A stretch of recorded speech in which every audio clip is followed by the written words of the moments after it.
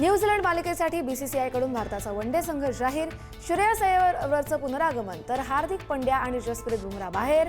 मानेच्या दुखापतीमुळे श्रेयस होता संघाबाहेर. दक्षिण आफ्रिकेविरुद्ध पहिलं शतक ठोकूनही भारतीय संघातून स्टार फलंदाज ऋतुराज गायकवाडला डच्चू.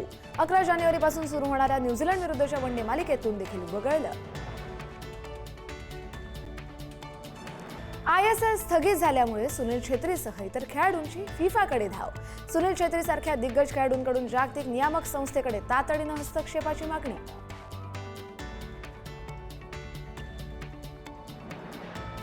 रिअल मॅड्रिडचा मुख्य स्ट्रायकर किलियन एम्बाप्पे याच्या डाव्या गुडघ्याला दुखापत. आगामी काही महत्त्वाच्या सामन्यांना मुकण्याची शक्यता. रिअल बेटिस विरुद्धच्या आगामी सामन्यापूर्वी रिअल मॅड्रिडची चिंता वाढली.